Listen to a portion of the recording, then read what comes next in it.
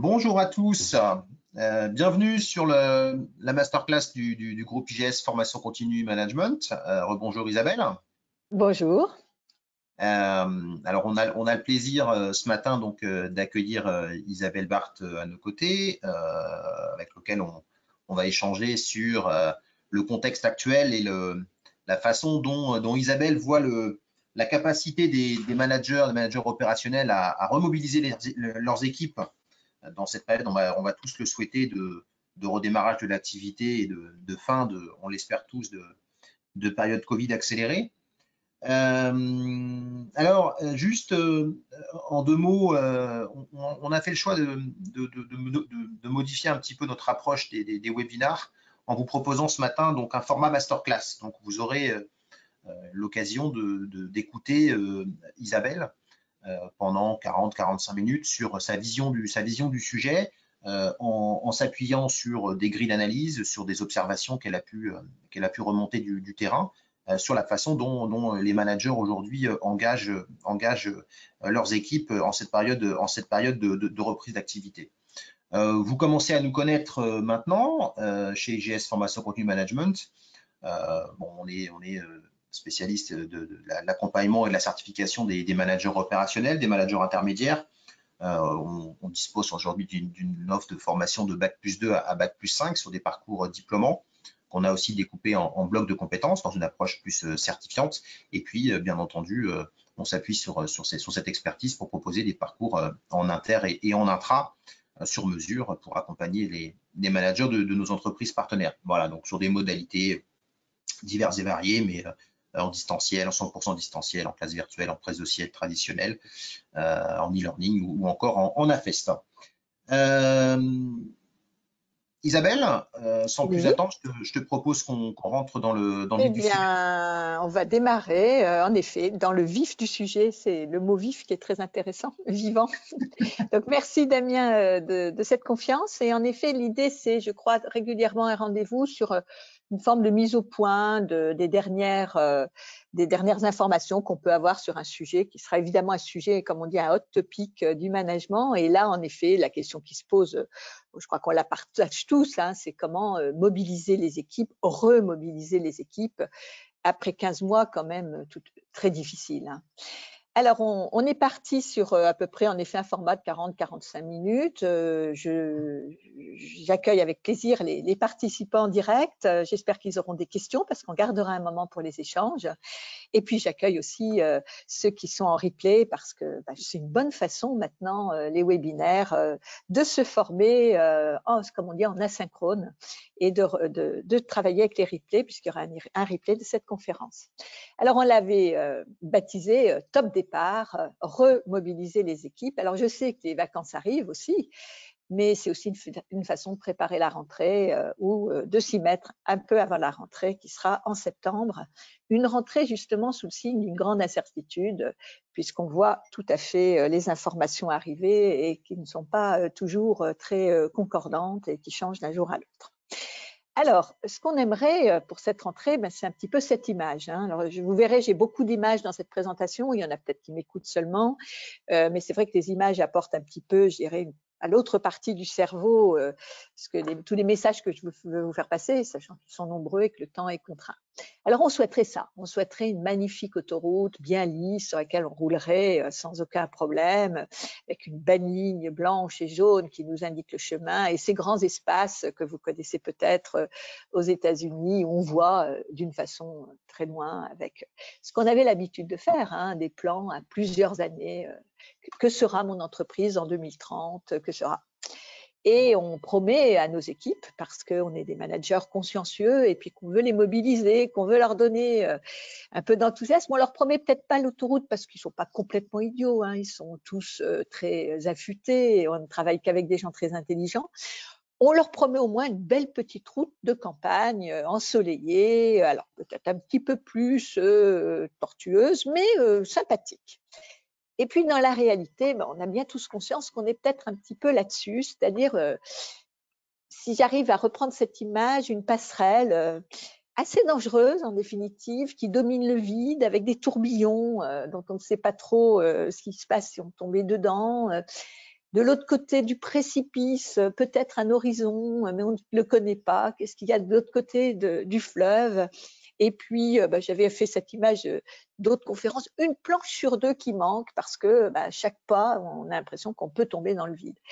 Alors, j'exagère un tout petit peu, mais c'est vrai que tous mes derniers échanges avec des managers, des DRH, des salariés, dans des secteurs extrêmement variés, si on travaillait les images, c'est un petit peu celle qui est devant nous quand on voit les semaines ou les mois qui arrivent. Alors, quelques repères tout de même qu'on peut se donner. J'ai été regarder des chiffres assez récents pour ne pas justement être à côté des informations, ne pas rester dans l'opinion, la conversation. Alors, donc on sait que depuis le 1er juillet, la fonction publique est sur 2 jours de télétravail par semaine, ce qui est un des grands sujets, le télétravail, et que le privé n'a pas de retour véritablement imposé, mais doit négocier et ne pas pouvoir imposer complètement le retour plénier dans l'entreprise, sauf s'il y a un besoin et un accord fondé. Les tout derniers chiffres, c'est qu'on serait à 3,6 jours de travail par semaine en télétravail, pour ceux qui le peuvent, bien évidemment, ce qui est bien au-dessus des chiffres souhaités, puisque bien avant le Covid, les pays qui pratiquaient déjà le télétravail nous montraient, et c'est l'aspiration actuelle, qu'on est sur à peu près 2 jours par semaine en distanciel. La satisfaction vis-à-vis du télétravail a baissé, mais elle reste néanmoins élevée. Alors, elle a baissé par rapport à 2019, puisqu'elle était à plus de 8 quand on attendait le télétravail et qu'on n'y voyait que des vertus. Elle avait complètement chuté, on était autour de 6 sur 10 avec le confinement et le télétravail obligatoire. Mais elle reste néanmoins élevée. Donc, c'était une attente et ça, je le dis tout de suite, il n'y aura pas d'effet cliqué. Il y a un effet cliqué, il n'y aura pas de retour à autre chose. Donc, on reste sur quelque chose de très satisfaisant pour beaucoup de salariés. Néanmoins, et je dois le dire, parce qu'il faut toujours tout dire, 14% des salariés, d'après cette étude, n'en veulent plus du tout. Donc, on verra que c'est le problème. Vous allez avoir à manager ou à cohabiter avec des personnes qui sont très différentes en termes d'attente. Et 25% des managers, ils sont défavorables. Donc, on a toujours cette résistance qui est très française, il faut le dire, au travail à distance. Bon, globalement, vous le savez, on nous le dit, et c'est pas uniquement une pensée magique, mais les chiffres sont là. Le moral des ménages, le moral des entreprises est en hausse, ça c'est très important. Les locaux se vident. Alors, ça va bien sûr avec le télétravail. Là, j'avais des études sur, non pas la France, mais sur New York, Londres, où on arrive à des niveaux d'inoccupation des locaux qui sont jamais vus. On remonte à 30 ans pour arriver à retrouver ce taux d'inoccupation des locaux, qui est un signe tout de même aussi de vouloir peut-être pérenniser ce distanciel, mais alors vraiment, puisque quand on se sépare de locaux, c'est-à-dire qu'on n'envisage pas vraiment dans les 3 mois de repartir en réel, enfin en travail présentiel. Alors par contre, les Français ne savent toujours pas, alors vous voyez, c'est du 4 juillet, l'Obsoco nous dit 20% des Français ne savent toujours pas s'ils partiront en vacances cet été, ce qui montre quand même là aussi beaucoup d'incertitudes sur autre chose que le travail. Et puis les consommateurs ont changé, nous sommes tous des consommateurs, nous sommes tous des salariés, nous avons changé. Et je trouve très intéressante cette étude de l'Obsoco, là aussi très récente. Alors vous verrez, 1,2 million de Français ont décidé de se séparer de leur conjoint, 2,6 millions de changer de travail, autant de déménager, l'achat de résidences secondaires pour 726 000 d'entre eux. Donc on est vraiment sur des changements de vie importants, nombreux, massifs. Je crois qu'on n'a pas assisté à ça depuis très longtemps. On parle de la dernière guerre mondiale, qui a été encore complètement autre chose. On veut consommer autrement, alors on veut consommer beaucoup plus minimaliste, beaucoup plus durable, de mieux préparer ses repas et même de boycotter des marques ou des entreprises qui ne correspondraient pas à nos valeurs. Et puis il y a ce recentrage sur soi, de moins se protéger de l'actualité, de se remettre au sport. Alors on voit, vous avez peut-être vu les enquêtes récentes sur les enfants, la catastrophe d'avoir été immobile devant son écran pour des enfants dont le cerveau est en pleine construction. Les adultes sont aussi touchés par cette absence de mouvement. auquel vous êtes un peu aujourd'hui contraint, et puis de se remettre à la méditation. Donc, toutes ces tendances assez lourdes du sport en entreprise, de la méditation, de la pleine conscience, sont quand même, la déconnexion, sont quand même des choses auxquelles on voit cet effet accélération que nous a amené le confinement. Alors, je fais un petit peu ce tour d'horizon parce que c'est important de se dire qu'on n'est plus les mêmes. On a changé. Et on est dans ce monde que les militaires avaient appelé VUCA ou VUCA en anglais. Et je le redis, vous le savez, un monde volatile, les choses changent à toute allure, un monde incertain, dans le sens où c'est difficile de planifier les choses à plus de quelques semaines, quelques mois. J'étais l'autre jour avec des directeurs généraux d'université. On leur demande de faire une rentrée en septembre en présentiel à 100%, mais on voit bien que ça ne sera peut-être pas ça du tout, avec la montée en puissance d'une 4e ou d'une 5e vague. La complexité, donc là on a compris qu'un tout petit virus à l'autre bout de la Terre pouvait chambouler absolument tout le monde du travail à l'international. Et puis l'ambiguïté avec ces informations qu'on ne saisit pas complètement et qu'on peut interpréter. On le voit par exemple avec l'émergence de toutes les théories complotistes. Donc on est de plein pied, on en prend conscience de ce monde VUCA qui était certainement qu'un concept manipulé par certains. Alors, on n'est plus du tout non plus dans la sidération que nous a amené le Covid-19. Ça fait maintenant 2 ans qu'il est apparu et puis donc 1 an et demi qu'on le prend de plein fouet. On n'est plus dans cette sidération. On est dans ce qu'on appelle maintenant le syndrome du marathon du Mont-Saint-Michel. Alors, j'ai pas fait le marathon du Mont-Saint-Michel, mais visiblement, alors vous savez, on court un peu plus de 42 km dans un marathon.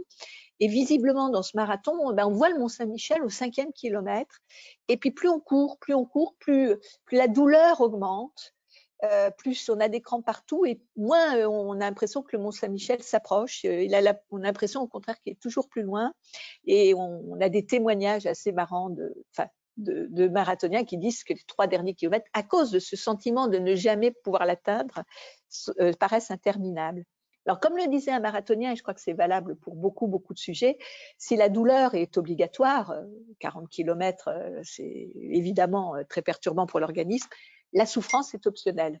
Donc, il y a ce côté aussi où il faut se dire, peut-être que c'est dur actuellement, mais il faut que j'échappe à la souffrance, alors peut-être plus morale, à laquelle je peux être exposée. Alors, une des principales difficultés, j'ai parlé d'incertitude, mais et ça, partout où je passe, je l'entends, c'est ce qu'on peut appeler le stop and go, c'est le yo-yo. C'est-à-dire, le lundi matin, j'ai des consignes, le lundi après-midi, j'en ai d'autres, le mardi matin, tout va bien, le mardi après-midi, rien ne va. Et ce sentiment de faire et défaire qui fait que la vision, le sentiment d'avancer, de construire, sont quand même soumis à fortes contraintes. Et visiblement, c'est ça dont les salariés, les entrepreneurs ont le plus souffert.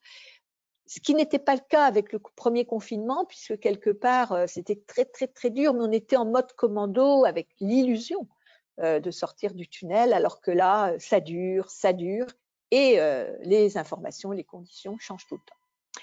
Donc, j'ai repris ce petit dessin de Sampé que je trouve admirable en disant que, voilà, allégorie du manager en reprise d'activité. Et je pense qu'en effet, les managers qui sont derrière leur écran et qui le voient là parmi vous, ils ont peut-être ce sentiment d'être comme cette petite personne là qui, sur son petit fil, avec tout le monde derrière lui, qui compte sur lui. Parce que c'est ça aussi le message que je veux faire passer. C'est quand on est manager, on doit avancer, on sait que c'est pas facile, mais on doit aussi emmener ses troupes parce que vos équipes, les équipes font confiance aux managers. C'est l'essence même du management, cette confiance, alors qui n'est pas aveugle, mais qui est une confiance qui se construit. On va voir comment justement on peut avancer pour que les personnes vous suivent et arriver de l'autre côté du chemin. Pour cela, en management, vous avez 3 outils. Les managers ont 3 outils. Alors, j'ai pris 3 pinceaux parce que justement, la palette, là aussi, c'est une très bonne image, me semble-t-il. La palette fait que la diversité des situations la diversité de l'avenir de votre entreprise. On va voir, il y en a pour qui ça s'est très bien passé, il y en a pour qui c'est très dur. Le type de management, le type de structure, la taille, l'endroit, le territoire où vous êtes font que votre palette est extrêmement différente. Hein. Vous pouvez prendre pour certains du bleu, pour d'autres du rouge. Et c'est ça qui est intéressant. Mais malgré tout, pour moi, il y a 3 grands pinceaux.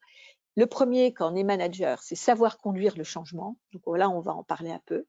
C'est savoir prendre des décisions, parce qu'on est tout le temps en situation de prendre des décisions quand on manage. Tu auras l'occasion d'ailleurs d'une autre masterclass. Et puis, donc, ce sujet du jour qui est de la mobilisation. Comment on embarque ces équipes constamment, surtout dans des conditions un peu difficiles. Donc, c'est sur avec ces 3 outils que vous êtes amenés et que vous devez, je dirais, avoir de la compétence. Ce sont, je dirais, les méta-compétences du manager. Savoir conduire le changement, savoir décider, savoir mobiliser, sachant qu'on n'est pas dans on est dans des optimaux, des conditions qui peuvent bien décider, bien mobiliser, mais qu'il n'y a pas de clé magique. Et je ne suis pas du tout dans l'idée de vous transmettre des clés magiques. Alors, si je regarde un petit peu ce qui se passe, je suis passée dans beaucoup d'ateliers, de secteurs d'activité. Là, actuellement, le gros problème, c'est qu'on a une diversité de situations, je vous le disais. Alors moi, je vois souvent les entreprises et les organisations un peu comme des tribus. Les tribus, vous savez, c'est un sociologue qui s'appelle Maffei Soli qui avait théorisé ça il y a déjà, je ne sais pas, 20 ou 30 ans, en marketing, en disant mais il faut arrêter de catégoriser les gens par l'âge, le lieu de domicile, etc., mais aussi parler de leurs projets. Et en fait, les gens sont, et c'est de plus en plus vrai, sont dans des tribus. On va rejoindre des tribus pendant quelques semaines, quelques mois, puis on va en quitter. Et cette mobilité en marketing a été extrêmement travaillée chez le consommateur. Je pense que chez les salariés, dans l'entreprise, on est de plus en plus justement sur des tribus avec des affinités qui se créent, des affiliations. Alors, les premiers que vous avez, et vous n'avez peut-être pas toutes les 6 tribus, vous en avez peut-être d'ailleurs une 7e que j'ai ignorée. Mais en gros, ce qui me remonte quand je lis des documents, quand je discute avec des échanges avec des managers, ben on a les frileux qui ne veulent pas sortir, le syndrome de la cabane, qui ne veulent pas plus sortir de leur domicile ou de leur télétravail. On le vit à l'université avec des étudiants qui n'ont pas du tout envie de revenir, contrairement à ce qu'on me dit en cours.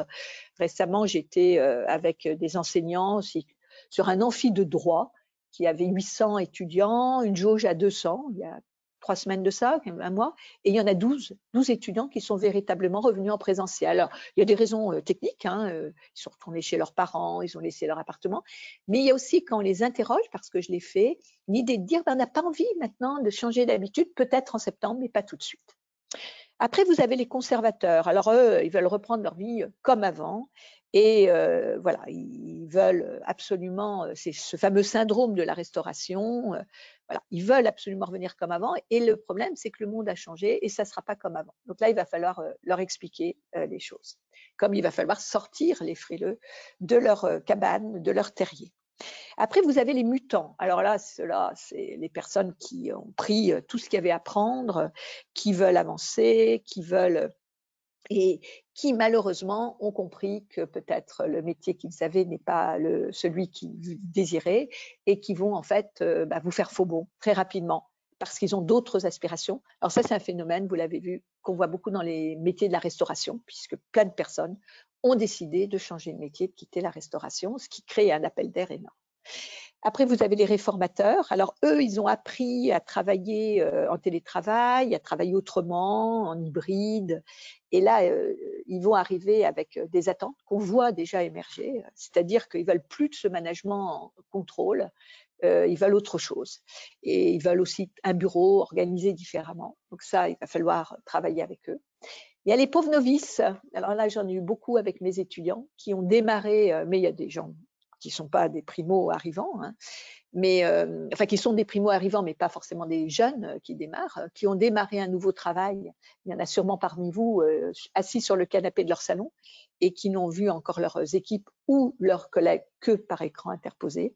Et puis il y a les linéaires. Alors ça, c'est intéressant. C'est les gens en fait qui n'ont jamais eu de changement d'activité parce que le télétravail n'était pas possible pour eux, parce que l'activité, je pense récemment à un laboratoire pharmaceutique avec lequel j'ai travaillé, Ben, eux, au contraire, pendant le confinement et ces derniers mois, beaucoup de primes, des avantages, une cantine qui était ouverte rien que pour eux, etc.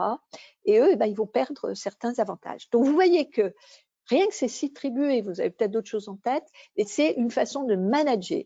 Et on va voir manager finement les messages, les personnes, les motivations, mais de façon complètement différente. Alors, dans un contexte qui est compliqué, parce que c'est un contexte d'énervement, de colère, et puis de très grosse fatigue aussi. Hein. Je crois qu'il y a eu beaucoup de choses qui ont été avalées, qui ont été acceptées. Et c'est vrai que les gens ont les nerfs à vif, réagissent, on me le disait encore hier, de façon plus affective, parce que cette intrication de la vie privée, de la vie professionnelle qui s'est mise en place pendant des mois, fait que les barrières sont tombées. Le manager hier me disait, mais c'est fou, mes équipes me disent des choses perso que je n'avais jamais entendues avant, et pourtant il y en a avec qui je travaille depuis longtemps, et c'est peut-être trop pour moi en tant que manager. Donc cette porosité de la vie perso et de la vie pro qui était déjà très importante, alors là, les barrières sont tombées. Donc, on a ce côté plus affectif. Et puis, on a une énorme fatigue. Je crois qu'il ne faut pas le nier. Beaucoup de managers, beaucoup de salariés qui ont accepté la continuité de service, comme on dit dans le service public, sont très fatigués. Et il est très difficile, quand on est soi-même fatigué, de motiver ses équipes. Donc voilà, comment, dans un contexte de grande fatigue, redonner de l'énergie. D'autant plus que, et je l'entends beaucoup, et je crois que là aussi, il ne faut jamais être dans le déni des choses, et des fois, ça fait du bien de les dire. Ça fait du bien aussi peut-être déjà de les poser, parce que là, c'est des sujets qu'on peut peut-être traiter de façon plus objective, justement moins dans la relation, on est plus dans les outils. C'est ces outils qui continuent à être défaillants, le bourrage de la photocopieuse, une organisation du travail qui n'est pas encore au point, les outils distanciels qui sont défaillants. Et il y a là, je crois aussi, des listes de choses à faire. Ça fait des mois qu'on travaille en mode commando, qu'on s'est battu. On a accepté de compenser beaucoup de défaillances. Maintenant, c'est peut-être le moment de faire la checklist et de dire je ne veux plus de telle messagerie, je crois qu'on peut se passer de telles réunions, de faire des choses assez simples, mais qui peuvent aider et ce nouveau management qu'on attend. Alors, j'ai essayé de faire un petit peu un état des lieux qui n'est pas très, forcément très réjouissant, mais maintenant, il faut avancer. Hein. Alors, je veux dire, on respire un bon coup et on avance, parce que se lamenter, je crois qu'il ne faut pas être dans le déni, mais se lamenter n'est pas non plus, je dirais, dans l'ADN du management et du leadership. Voilà. Alors, on respire un bon coup, mais on ne fait pas comme Obélix et ce petit, je ne sais plus le nom de ce petit, vous vous rappelez tous de la BD espagnole. Voilà, on ne retient pas sa respiration pour s'asphyxier, ce qui est le cas, je pense, pour avoir échangé là récemment au cours d'un atelier avec certains managers qui étaient des dirigeants de grosses structures, je pense qu'ils sont un peu en asphyxie. Non, on respire un bon coup et on avance. Voilà, mais avec l'idée qu'on s'oxygène et peut-être qu'on va prendre plus de temps, mais on va être beaucoup plus efficace et puis surtout, on va être moins en souffrance si on prend les bonnes pratiques. Moi, je pars du principe, et c'est le message que je veux vous faire passer, c'est que disait Winston Churchill, alors qu'il y a un master en gestion de crise, il ne faut jamais gaspiller une bonne crise. Voilà, c'est là, ça arrive, et j'ai envie de dire, vous voyez, on va être très sartrien, hein, c'était Sartre qui disait « Je ne te demande pas ce qu'on t'a fait, mais ce que tu as fait de ce qu'on t'a fait ». Voilà, la crise est là, maintenant, next step. Et on va avancer dans cette je dirais, cette vision très pragmatique des choses, peut-être modeste, peut-être pas grandiose, mais qui font que, voilà, on va remettre du mouvement, de l'envie et de la mobilisation des équipes. De toute façon, si on ne le fait pas, et ça c'est un prospectiviste Toffler, avec Toffler américain qui le disait, si on n'a pas de stratégie, de toute façon, on fera partie de la stratégie de quelqu'un d'autre et on nous imposera des choses. Donc, autant savoir, nous, où on va, et avec très forte chance d'être entendu, d'autant plus que notre propos sera construit. Alors, je vais avoir 8 points assez rapides sur lesquels je vais construire mon propos. Le premier, c'est, on va d'abord capitaliser sur ce qu'on a appris. Parce qu'il y a quand même une très, très bonne nouvelle. On a appris plein de choses. Et là, moi, je crois qu'il faut qu'on n'en a pas assez conscience. Partout où je passe, voilà, si, on a appris énormément de choses. Et je vais vous dire très rapidement, mais je suis sûre que vous pouvez faire une liste très, très longue. Alors, je vais passer les côtés. On a appris le numérique, on a appris à enseigner à distance, je vais prendre des grandes compétences clés qui sont les compétences de l'avenir hein, et qui nous aideront justement à cette remobilisation et qui sont dans la catégorie des soft skills. Donc, on a appris à faire face. C'est ce qu'on appelle le coping. Alors, le coping, c'est toutes ces petites stratégies d'adaptation, d'ajustement qu'on a face à un événement qui est inquiétant ou dangereux. Alors, il y a celle qui est centrée sur les émotions, c'est-à-dire qu'on gère mieux nos émotions. Je pense que beaucoup ont été capables de le faire. Une autre stratégie, mais qui peut aller avec, c'est mieux comprendre les problèmes, hein, mieux les diagnostiquer, mieux les résoudre, et puis savoir aussi demander de l'aide. Là, je ne suis pas sûre qu'on soit tous très au point, mais c'est voilà, les 3 stratégies, et vous avez su faire face, vous avez su faire du coping, et du coup, par cumulation, à force d'affronter plein de petites situations difficiles, de gérer des choses. Vous savez, c'est la phrase de Mark Twain, ils l'ont fait parce qu'ils ne savaient pas que c'était impossible. Vous l'avez fait et vous avez acquis une compétence clé qui s'appelle la résilience. Et la résilience, c'est la capacité à vivre dans un environnement qui peut être défavorable. Et ça, c'est quelque chose pour les années qui viennent. Il n'y aura peut-être pas de Covid 22 ou 23, mais il y aura sûrement d'autres choses. On a connu en 2008, par exemple, la grande crise des subprimes. Sachons capitaliser sur cette résilience. On a appris une deuxième chose, c'est à désapprendre. C'est-à-dire que ce fameux, vous savez, quand on arrive dans une entreprise, mais pourquoi on fait comme ça? Parce qu'on fait comme ça. Et cette fameuse reproduction toujours du même et du même, eh bien non, on a s'en rendu compte que tout ce qui marchait sautait en éclats et puis qu'il fallait absolument faire autre chose. On y reviendra, je crois, tout à l'heure, enfin on y reviendra. Et du coup, on a une deuxième compétence clé qui est l'agilité. L'agilité, c'est ça. C'est la capacité à dire ce que je savais faire ou ce que j'avais appris, je suis capable et j'ai pris l'image des Legos, non pas de l'oublier, c'est pas le but, mais de le réarranger pour le mettre au service d'autres solutions. On est agile. On a aussi compris ce qu'on ne voulait plus. Et là, je l'ai montré tout à l'heure avec, je dirais, la vie globale, quand on ne veut plus de certaines marques, quand on ne veut plus de certains types de consommation. Mais on ne veut plus non plus du greenwashing, hein, ces mensonges sur soi-disant des postures environnementales. On ne veut plus que le travail envahisse toutes nos vies. Les dernières études montrent que les salariés veulent travailler mieux, peut-être pas moins, mais mieux. On ne veut plus de recherche de coupables, comme ça a été tant le cas. On ne veut plus ce downsizing qu'on nous a imposé parce qu'il y a eu trop d'effets d'aubaine dans les entreprises et qu'il faut qu'on va supprimer des postes systématiquement au nom de la productivité. Donc ça, c'est important et c'est une compétence clé essentielle en management, qui est la responsabilité. Une responsabilité sociétale qui, bien sûr, tournée vers l'environnement, alors là, c'est absolument plus négociable, mais aussi vers ce pilier sociétal qui est le respect de l'autre, la reconnaissance, on appelle ça un management de la diversité, un management inclusif, et puis qui est aussi l'éthique et l'intégrité. Donc, on a appris tout ça, on a ces compétences, vous pouvez les ajouter à votre portefeuille de compétences. Dans votre CV, vous pouvez la visibiliser et vous trouverez des exemples pour cela, mais je crois que c'est important de se lire et de capitaliser. Et puis, on a appris qu'on avait des émotions. Alors, peut-être trop, comme je disais, dans certains cas, mais je vous promets que c'est essentiel de se comprendre que quand on manage avec des êtres humains qui sont tristes, qui sont en colère, qui ont peur, et que peut-être la joie, l'émotion de la joie et l'émotion sur laquelle il faut qu'on travaille tous ensemble. Trop de manuels de RH, quand on les relit, avaient donné le sentiment de travailler avec des salariés complètement neutres, voilà, qui n'avaient pas de divorce, qui n'avaient pas de maladie, qui n'avaient pas d'enfants malades, qui n'avaient pas, ou au contraire, de choses positives dans leur vie, de déménagement, etc. Et je crois que c'est important parce que le marketing le sait depuis plusieurs décennies pour le consommateur, mais la RH, là encore, surtout avec la mécanisation et puis la numérisation de la RH, l'avait trop oublié. Alors ensuite, deuxième message, urgent, réduire les tensions de rôle. Réduire les tensions de rôle. Alors une tension de rôle, et vous êtes tous, quand on est surtout en situation de management, je dirais intermédiaire, mais qui n'est pas en situation de management intermédiaire?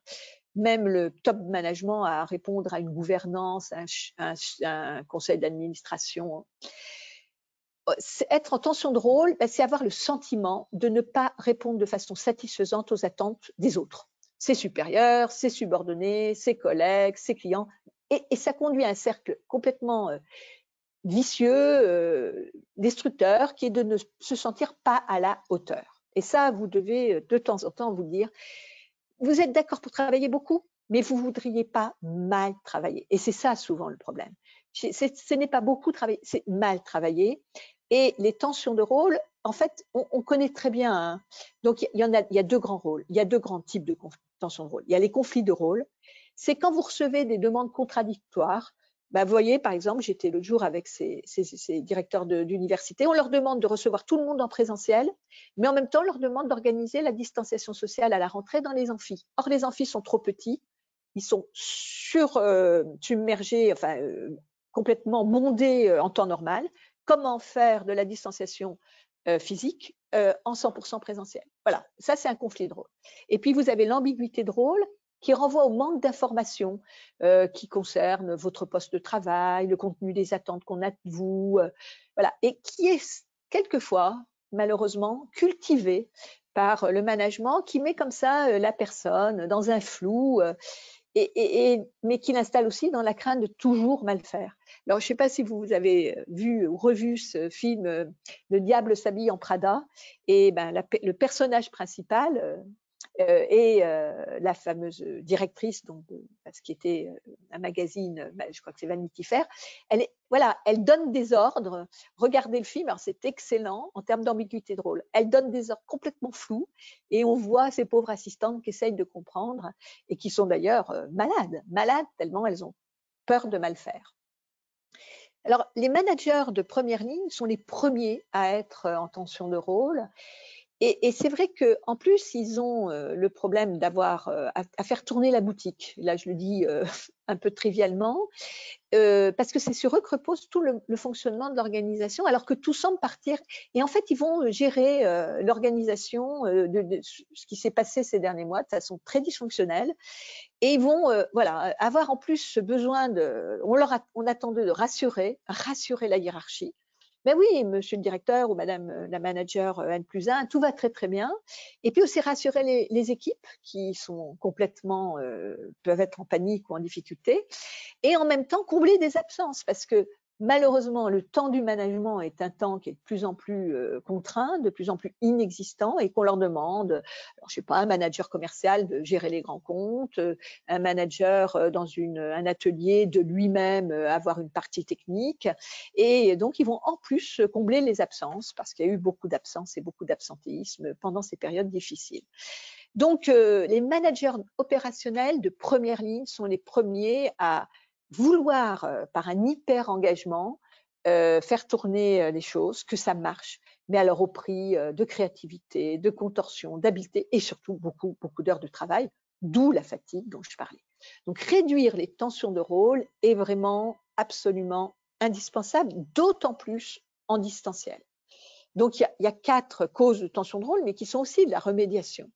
Donc, la communication, bien vérifier que vous avez donné des consignes, si vous êtes manager ou si vous êtes managé, que vous avez compris les consignes. Et ce n'est pas parce qu'on a dit des choses qu'elles ont été comprises. Donc, toujours travailler cette notion de rebouclage. Avez-vous bien compris ce qu'on attend de vous et le faire reformuler. Être dans l'écoute. Trop d'entreprises se contentent d'être dans le top-down, trop de management travaille comme ça. Non, il faut travailler ce qu'on appelle le principe de subsidiarité. Et je vous promets que j'ai plein d'exemples d'entreprises où les personnes de la base avaient des solutions, mais on ne les a pas écoutées, on perd un temps fou. Alors, en période de crise, c'est beaucoup plus grave, mais même en période de beau temps. Faisons confiance, laissons les personnes avoir des initiatives, écoutons-les et ça sera une mine. Plutôt que d'aller chercher des consultants qui coûtent très cher, allons chercher dans l'entreprise des initiatives et des bonnes pratiques.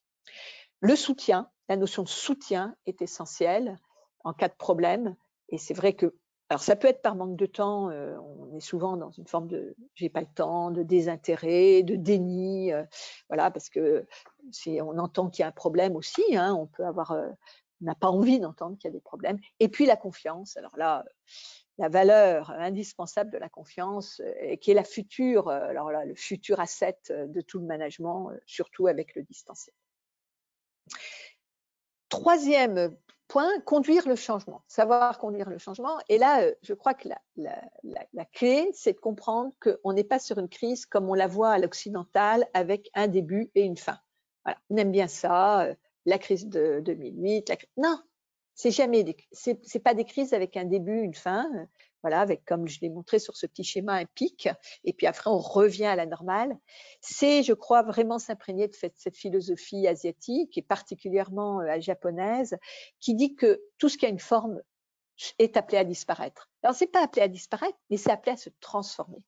Et je crois que si on a compris qu'on n'était pas sur une crise avec un avant et un après, mais qu'on est en conduite du changement et que ce changement est permanent, on a gagné sa journée.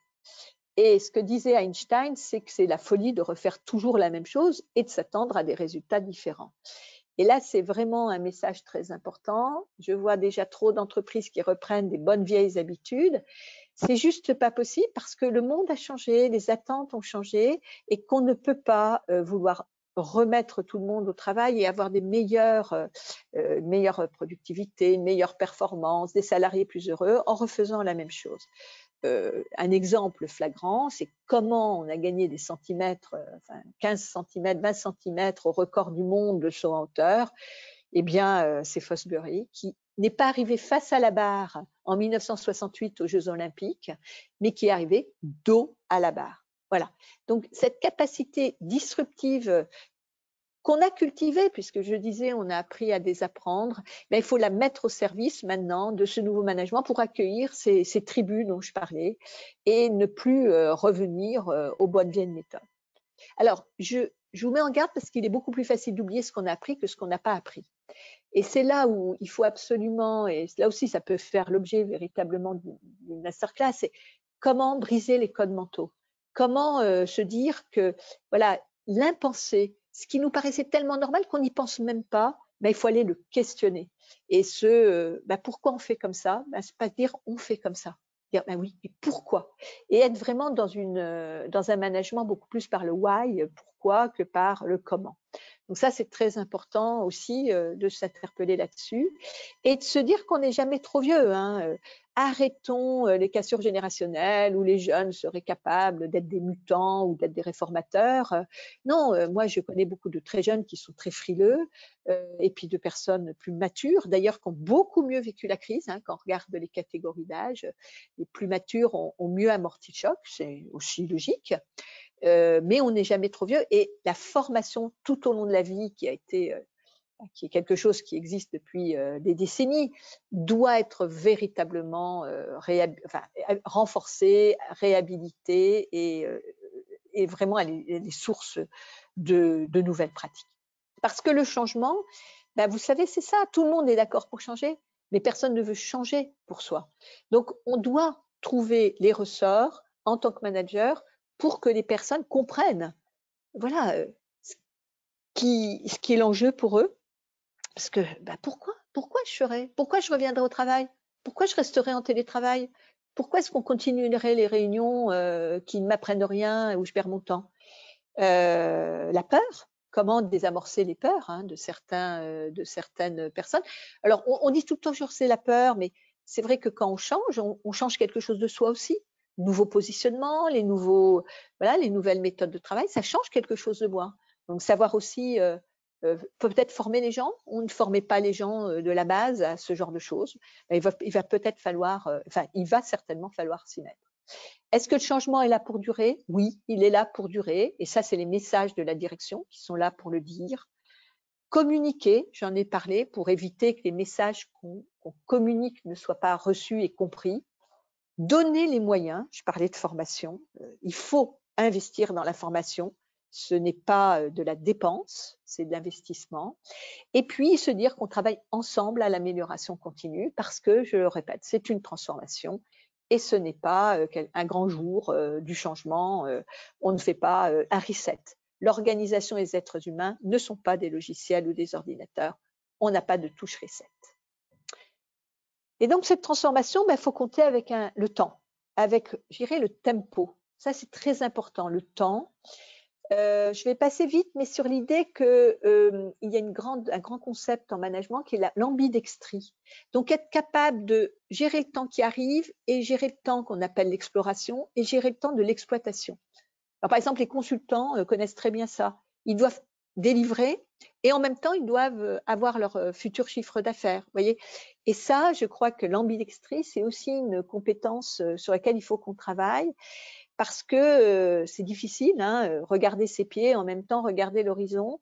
Mais c'est ce qu'on attend hein, des bons managers et on attend ça d'eux, d'autant plus en période d'incertitude, comme on vient le voir. Donc, ça veut dire qu'il faut savoir gérer son temps. Gérer son temps, c'est compliqué et à la fois très simple. Et je vous renvoie à cette matrice d'Eisenhower que vous connaissez certainement. Mais honnêtement, tous les jours, sous l'avalanche de mails, sous l'avalanche d'injonctions, sous l'avalanche de tout. Voilà, savoir faire, parce que c'est urgent et important. Savoir déléguer et faire confiance, qui implique peut-être de la formation à la délégation et à la formation aux personnes à qui vous voulez déléguer. Savoir planifier, parce que ce n'est pas si urgent que ça. Et puis savoir éliminer. Et je crois que les périodes qu'on vient de voir, ce qu'on me remonte, c'est que beaucoup de personnes ont su éliminer. Éliminer des reportings idiots, éliminer des documents qu'il fallait remplir qui ne servent à rien, prendre le téléphone. L'autre jour, j'entendais, ça y est, on a le 06 de tout le monde. Et ça va tellement plus vite avec un petit texto ou un petit échange téléphonique que passer par des mails ou des plateformes. Donc, la gestion du temps fait partie maintenant de l'importance du management, parce que ce temps du management est malheureusement trop réduit. Et c'est vrai que si vous faites votre gestion du temps, en regardant ces 3 plots très importants, le métier, ce qu'on appelle la gestion courante, telle que je l'attends, la réduction de dysfonctionnement, c'est-à-dire tout ce que je fais qui prend du temps, mais qui ne devrait pas se faire parce que si ça marchait normalement, je dirais. Et puis la création de potentiel, c'est-à-dire des nouveaux projets, des nouvelles façons de construire, des nouveaux marchés, des nouveaux clients. L'idéal, ça serait peut-être ça, mais réfléchissez-y. Passez très peu de temps en dysfonctionnement. C'est normal de travailler là-dessus. La gestion courante, c'est tout à fait logique, mais travailler sa création de potentiel pour soi et pour son entreprise. Et malheureusement, quand on fait sa grille de gestion du temps, c'est-à-dire qu'on note un peu toutes ces activités pendant, je dirais, une semaine, on se rend compte la plupart du temps que c'est ça. Et je dirais que cette zone rouge de réduction de dysfonctionnement, elle est encore plus forte pendant ces derniers mois, tellement il y avait le feu absolument à tout. Donc, je disais, savoir transgresser, savoir abandonner, savoir dire qu'il y a des choses oui, qu'on ne fera pas. Et je crois que c'est peut-être ça qu'il faut qu'on apprenne, parce que ce syndrome du bon élève ou de la bonne élève nous habite beaucoup quand on est très engagé, très impliqué. Et ça conduit à quoi? Ça conduit à faire beaucoup trop d'heures de travail et à être épuisé et peut-être aller vers ce burn-out qu'on rencontre de plus en plus actuellement dans les entreprises. 5e point, j'ai beaucoup parlé du distanciel, donc c'est apprendre à manager en figital avec des personnes qui en ont envie ou moins, des personnes qui ne le pourront pas. Et c'est peut-être ça aussi qu'il va falloir gérer. Donc le figital, c'est facile, hein, c'est physique et digital. Alors, on est tous des experts en figital. En tant que consommateur, vous achetez sur le web, vous allez essayer en boutique, vous choisissez en boutique, vous retournez sur le web. Et depuis 20 ans, le marketing a travaillé ce qu'on appelle un service sans couture. Et ça va être ça l'enjeu. Ça va être de dire que je sois en distanciel ou que je sois dans les locaux, il n'y a pas de différence dans la façon dont je communique avec les gens, dans les valeurs. Il faut que ça soit fluide. On en est loin. Et c'est ça qu'il va falloir travailler dans les quelques mois et quelques années à venir, ce management sans couture, en passant du numérique, du digital au physique, avec des collaborateurs qu'on appelle, comme les consommateurs d'ailleurs, ATAWADAC. Alors ça, c'est le magnifique acronyme anglais, Anytime. C'est-à-dire je peux travailler le soir tard ou le matin tôt, pas forcément entre 9h et 17h. Anyway, chez moi, au bureau, mais peut-être dans un tiers-lieu. On parle de plus en plus d'aménagement de tiers-lieux. Any device, mon ordinateur portable, un ordinateur plus gros, mon smartphone, avec différentes structures, messagerie, plateforme, etc. Any content, en fonction, bien sûr, tout ça s'adapte en fonction de contenu qu'on a, une réunion, un rendez-vous en bilatéral, etc. Donc voilà le management digital, le nouveau défi que nous allons avoir tous à prendre et à mettre en œuvre. Ce qui veut dire qu'on va abandonner ce fameux command and control qui était le management présentiel, qui faisait qu'en effet, hein, et certains, vous l'avez vu, y aspirent encore, on rentre dans un bureau, oh bah, j'arrive pas à remplir le dossier que tu m'as demandé, j'ai besoin de ton conseil, ou au contraire, vous en êtes où? Alors ça peut être très positif, ça peut être très compliqué, mais ce présentiel qui fait qu'on se passe, voilà, qu'on est sous une forme de contrôle, plus ou moins positif, mais qui fait que voilà, tout ça est plus simple, peut-être par des ajustements permanents, des échanges un petit peu permanents, qu'il ne faut absolument pas éliminer. Mais si on se retrouve en distanciel, ben, il faut communiquer, clarifier beaucoup plus et être beaucoup plus dans le management par le projet, que connaissent déjà beaucoup de professions, mais le faire adopter à tout le monde avec, bien sûr, de la formation au management de projet. Il faudra parier, j'en ai beaucoup parlé, sur la confiance et la reconnaissance. Management par la confiance. C'est pas facile de déléguer. D'ailleurs, on pourrait en parler des heures. Et la reconnaissance du geste, la reconnaissance du travail bien fait, la reconnaissance aussi qui va avec l'exigence, savoir dire que les choses ne sont pas tout à fait à la hauteur de ce qu'on pouvait attendre. Donc, ce sont là les deux valeurs durables des mois. Alors, gérer l'incertitude, c'est ce petit passerelle dont je parlais avec tous les trous dans le vide. Il y a une grille qu'on doit à un collègue qui s'appelle Zilberzan. Je n'ai pas noté son nom, Philippe Zilberzan. C'est la grille SS2I. Très intéressant sur une situation compliquée où on est complètement dans l'incertitude de dire il y a des choses qu'on sait, il y a des choses qu'on suppose, il y a des choses qu'on ignore, mais on sait qu'on les ignore. Et il y a des choses on ne les connaît pas du tout. Et l'idée, c'est, vous voyez, la flèche jaune, c'est le diagnostic, et la flèche rouge, c'est comment ramener l'inconnaissable vers l'ignorance, l'ignorance vers l'hypothèse, et l'hypothèse vers le diagnostic. Je vous laisse cette grille, elle est intéressante. Ça peut être un petit post-it posé, mais qui permet là aussi de mieux diagnostiquer des situations où on est un petit peu perdu parce que on n'a pas les repères. On est en perte de repères actuellement. Et moi, j'aime bien l'idée de pouvoir imaginer les scénarios les plus fous. Se dire de temps en temps, mais comment on réagirait si, je ne sais pas, s'il y avait un iguane géant, je crois que c'est masculin, qui rentre dans nos bureaux. Comment on réagirait? Des choses mais complètement folles et complètement improbables. Et je suis de plus en plus convaincue qu'il faut regarder les œuvres de fiction comme des documentaires. Qui aurait cru avec ce film de Steven Soderbergh en Contagion en 2011, qui décrit la pandémie, qui y aurait cru? Et c'est, je trouve, extrêmement intéressant de faire travailler sa créativité, d'être fous ensemble, parce que se préparer non pas à la planification du risque, mais se préparer à l'imprévisible. Ce que nous permet une théorie qui s'appelle l'effectuation, qui est une très belle théorie, un très beau, un très beau modèle, mais qui est ancré dans la réalité. C'est Sarah Saraswati, une chercheuse américaine, qui nous le propose et qui nous dit, écoutez, voilà, des fois, il faut démarrer. Alors, elle travaille beaucoup avec des entrepreneurs et elle aboutit à ces 5 points très simples. Des fois, il faut partir avec ce qu'on a au lieu d'avoir un but hyper clair parce qu'on est dans le brouillard. Il faut des fois se dire qu'est-ce que qu'est-ce que j'accepte de perdre plutôt que de dire qu'est-ce que je veux gagner. Alors, vous voyez qu'on inverse complètement les bonnes pratiques de la stratégie. Obtenir des engagements, chercher des aides, qui peut m'aider à résoudre le problème. Ça, c'est extrêmement important de savoir se faire aider. Tirer parti des surprises. Voilà, il y a tout le temps des choses qui nous arrivent, ce sont des contraintes, mais qu'est-ce qu'on peut en faire? Et puis créer le contexte, parce qu'on peut changer des modèles mentaux, on peut changer des croyances profondes, même si on est persuadé que non. Qui aurait cru il y a quelques années qu'un nombre mais alors, considérable de personnes accepteraient d'aller loger chez des inconnus. Voilà. Et ça, c'est Airbnb qui l'a mis en place et qui a complètement changé nos modèles mentaux par rapport à l'hospitalité. Donc, vous voyez, c'était ce qu'on appelle l'effectuation, c'est très simple. C'est très pragmatique et c'est comme ça que fonctionne parce que cette théorie a été construite sur l'observation des entrepreneurs, beaucoup d'entrepreneurs qui ont d'ailleurs réussi.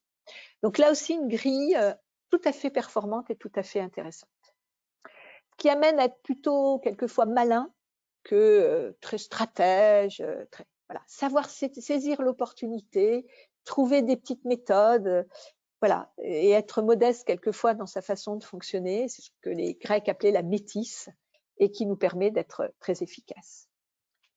Alors la mobilisation des équipes, le sujet qui est compliqué, je vais faire un petit détour par le sport. Aimé Jacquet, vous vous rappelez la fameuse polémique autour de la sélection d'équipe de France en 1998, puisque tout le monde désavouait Aimé Jacquet qui n'avait pas retenu les meilleurs footballeurs et qui avait dit, et je crois que c'est valable pour l'entreprise, le travail individuel permet de gagner un match, mais c'est l'esprit d'équipe et l'intelligence collective qui permet de gagner la Coupe du Monde. Et il l'a gagné. Et cette intelligence collective, parce que c'est ça, hein, l'enjeu du management, des DRH, des RRH, c'est de créer l'intelligence collective. Et il y a une étude qui a été faite plusieurs reprises chez Google, qui a cherché avec, vous savez, ces méthodes très américaines, on test and learn, quelles étaient les clés d'une équipe gagnante. Alors, les clés d'une équipe gagnante, je vous les livre. C'est la sécurité psychologique. C'est-à-dire qu'on peut prendre des risques sans être retoqué, sans être pointé du doigt, c'est-à-dire c'est un rapport à l'erreur. Voilà, on essaye, on peut se planter, mais on n'a pas peur d'être condamné, être coupable. C'est compter les uns sur les autres. Donc cette notion, l'autonomie, c'est savoir compter les uns sur les autres, savoir demander. Donc on appelle ça la dependability, la fiabilité. C'est la clarté des objectifs. Je ne reviens pas dessus, on en a parlé. C'est bien sûr le sens. À quoi sert le travail que je fais? Ce que je fais a-t-il du sens? Et l'impact. C'est-à-dire que je dois pouvoir dire à tous les moments que mon travail a un impact et savoir lequel.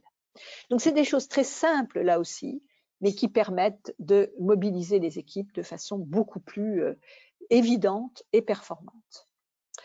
Ça veut dire que le manager, dans cette dimension qu'on attend de lui, de leader, de coach, vous savez, on est toujours un peu sur ce triptyque management, c'est-à-dire plus les méthodes et les process, leader, plus l'aspect relationnel et coach, l'aspect micro-relationnel. Je crois qu'on attend de vous, en tant que manager, d'être des coachs.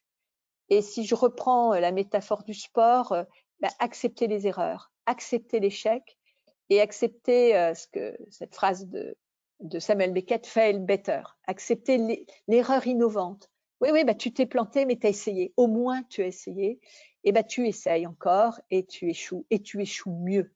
Et là, je crois que quand on regarde la performance des ultra-performants, c'est les gens qui acceptent l'échec et qui sont capables de rebondir.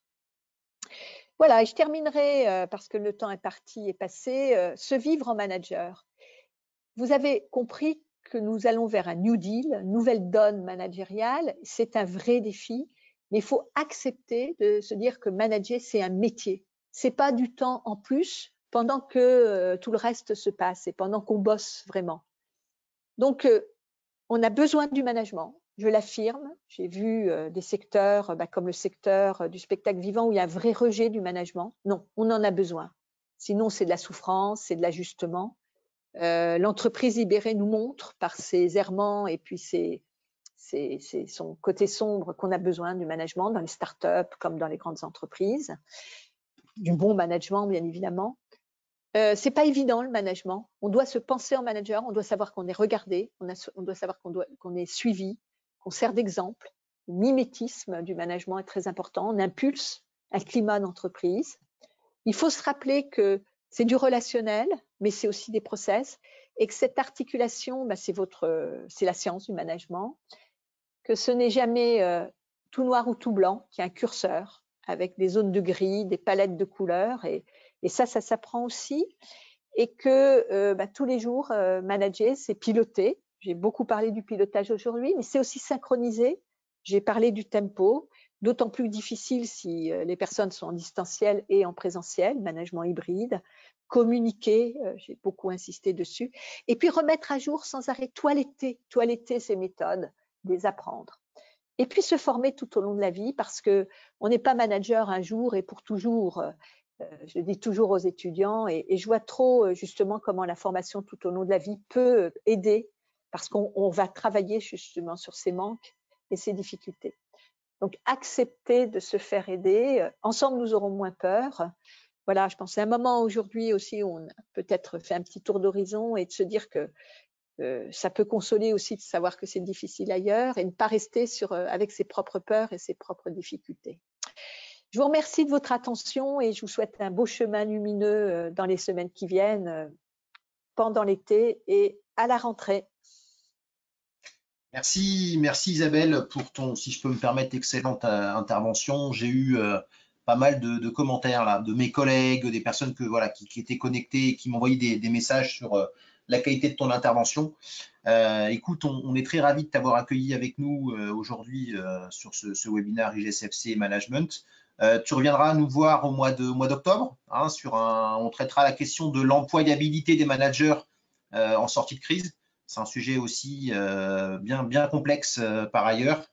Bon, moi j'ai noté pas mal de sujets qu'il faudrait certainement reprendre, rentrer en profondeur, mais une notion que je connaissais pas sur l'ambidextrie par exemple, entre ce court terme, ce côté opérationnel, le moyen terme avec la stratégie, le fait d'avoir ces deux sujets au quotidien pour un manager, la grille SS2I très intéressante. Bon, j'ai un truc moi qui m'a touché particulièrement, c'est le fait d'être assez malin pour arriver à s'en sortir dans le monde VUCA comme tu l'as présenté aujourd'hui. Et puis bah, effectivement, les trois rôles du manager qui sont, comme tu le disais, la conduite du changement, décider. Et tu le disais, effectivement, ça pourrait faire l'objet d'un webinaire à part entière. On pourrait Tout à fait. Voilà, moi je crois que l'idée c'était un peu de planter un décor avec d'abord retourner voir les sujets et puis éventuellement chacun un peu aller creuser. Et puis en effet après voir par rapport à ceux qui ont assisté ou qui assisteront en replay les sujets qui peuvent être plus pertinents à travailler pour les prochains webinaires, les prochaines masterclass. Parce qu'en effet sur tout ce que tu as dit, on peut passer facilement les 45 minutes. Voilà, les 45 minutes. Et puis bon, après moi dans l'approche IGS, on peut aussi aller beaucoup plus loin sur des sessions de formation. Bien sûr. Voilà, Bien sûr. Là, c'est des outils assez récents pour certains ou très vieux pour d'autres, mais dont on sait qu'ils qu'ils ont une durabilité énorme et qui correspondent vraiment. Je crois que ce que j'ai essayé de livrer ici, c'est voilà le paysage, alors français, mais aussi international, hein, parce qu'on a les mêmes questions à l'international, un état des lieux de où on en est et de ce qui peut fonctionner bien pour ne pas faire de trop gros de faux pas, parce que c'est vrai que là, il faut aller vite. Malheureusement, on n'a pas trop le choix. Encore une fois, merci Isabelle. Merci à Merci tous les de cette. auditeurs pour votre présence aujourd'hui. On va souhaiter un bel été à tout le monde, hein, voilà, sous le soleil. Et puis, on se retrouve à la rentrée pour nos prochains webinaires IGSFC Management. Un très bel été à tous. Salut À Isabelle. bientôt. À À bientôt. bientôt. Au revoir.